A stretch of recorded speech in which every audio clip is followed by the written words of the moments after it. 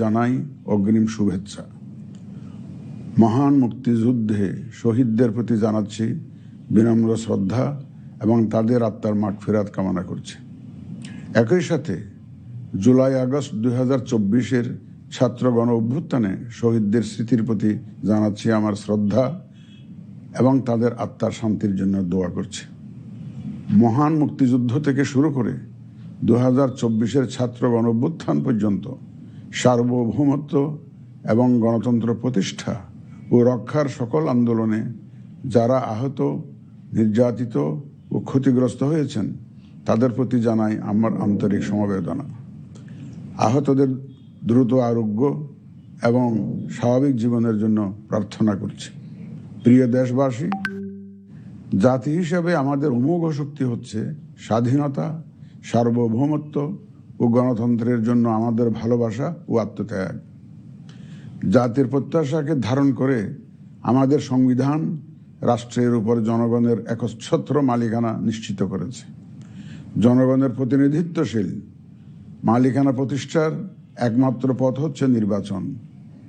দুঃখজনক হলেও সত্য যে মানসম্মত নির্বাচনের অনুপস্থিতি প্রায়শই আমাদের ঐতিহ্য এবং সামষ্টিক প্রত্যাশাকে ম্লান করেছে।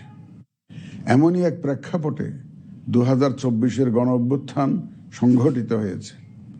আমাদের ভাই বোন সন্তানদের রক্তের উপর দাঁড়িয়ে আমাদের অঙ্গীকার হচ্ছে একটি সুষ্ঠু ও সুন্দর নির্বাচন অনুষ্ঠান, যা জাতি হিসাবে আমাদের প্রত্যাশা পূরণ করবে এবং বিশ্ব দরবারে আমাদের ভাবমূর্তি উজ্জ্বল করবে।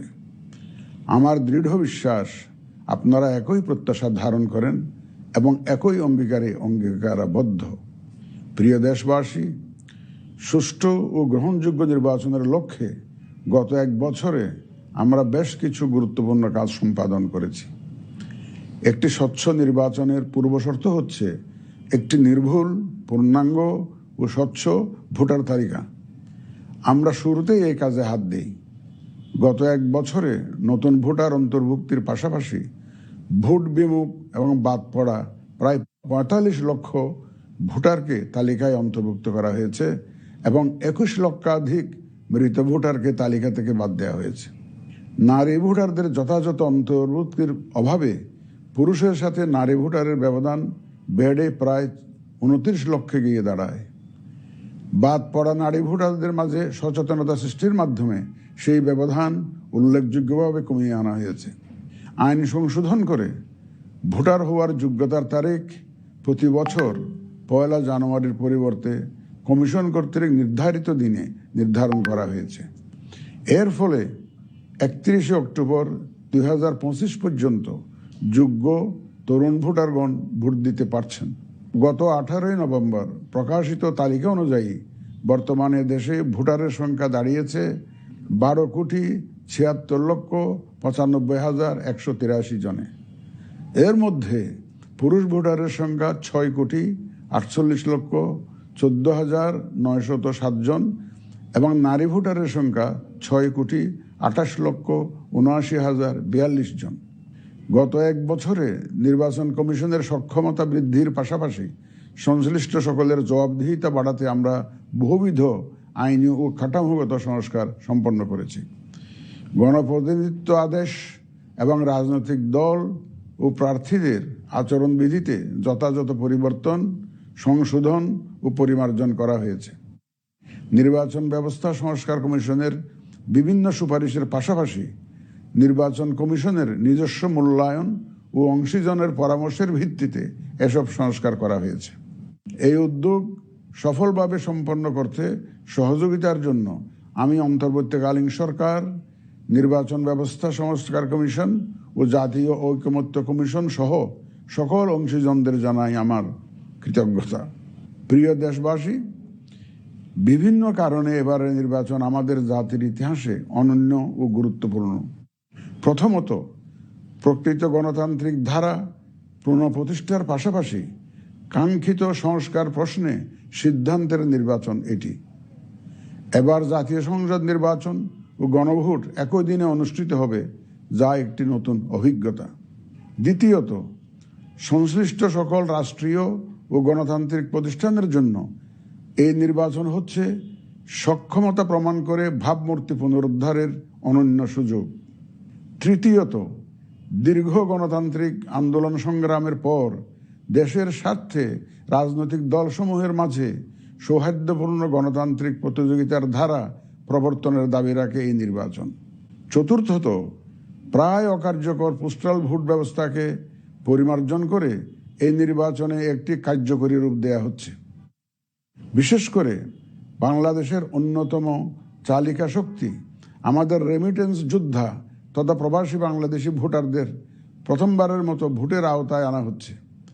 একইভাবে প্রথমবারের মতো ভোটের আওতায় আসছেন আইনি হেফাজতে থাকা ভোটারগণ। এছাড়াও নিজ নির্বাচনী এলাকার বাইরে কর্মরত সরকারি কর্মচারী এবং নির্বাচন অনুষ্ঠানের সাথে সম্পৃক্ত ব্যক্তিগণ পোস্টাল ব্যালটের মাধ্যমে এবার ভোট দিবেন। প্রিয় ভোটারবৃন্দ, ভোট আপনার শুধু নাগরিক অধিকারই নয়, বরং পবিত্র আমানত ও দায়িত্ব। এই দায়িত্ব সচেতনভাবে আপনারা পালন করবেন, এ আমার বিশ্বাস। যে কোনো ভয়ভীতি, প্রলোভন, প্রবঞ্চনা এবং সীমাবদ্ধতার ঊর্ধ্বে উঠে নিঃসংকোচে আপনাদের ভোটাধিকার প্রয়োগ করুন। আপনাদের নিরাপদ ও উৎসবমুখর অংশগ্রহণ নিশ্চিতকল্পে সংশ্লিষ্ট সকল প্রতিষ্ঠান ও বাহিনী কাজ করবে। ধর্ম, গোত্র, গোষ্ঠী, লিঙ্গ নির্বিশেষে সকলে এই আনন্দ আয়োজনে অংশগ্রহণ করুন। পরিবারের প্রতিবন্ধী, বয়স্ক ও সন্তান সম্ভবা মা সহ সকলকে নিয়ে ভোট দিতে আসুন। আমি আশা করি আপনাদের স্বতঃস্ফূর্ত অংশগ্রহণের মাধ্যমে ভোটের অনুষ্ঠান উৎসবে রূপ নেবে।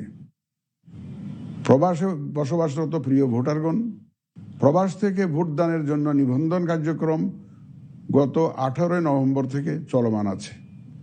আগামী 25 ডিসেম্বর পর্যন্ত পোস্টাল ভোট বিডি অ্যাপের মাধ্যমে পৃথিবীর যে কোনো স্থান থেকে ভোটদানের জন্য আপনারা নিবন্ধন করতে পারবেন। আপনারা এই সুযোগ গ্রহণ করে ভোটে অংশ নিন, দেশ গঠনে আপনাদের অধিকার বুঝে নিন। প্রবাসী ভোটারগণ ছাড়াও দেশের ভিতরের 3 ধরনের ভোটার পোস্টাল ব্যালটে ভোট দিতে পারবেন, যা ইতিমধ্যে উল্লেখ করেছি। প্রবাসী ভোটারগণের পাশাপাশি এই 3 ধরনের ভোটারগণ আগামীকাল থেকে শুরু করে আগামী 25 ডিসেম্বর 2025 পর্যন্ত পোস্টাল ভোট বিডি অ্যাপের মাধ্যমে এবং নির্ধারিত পদ্ধতিতে পোস্টাল ভোটের জন্য নিবন্ধন করতে পারবেন।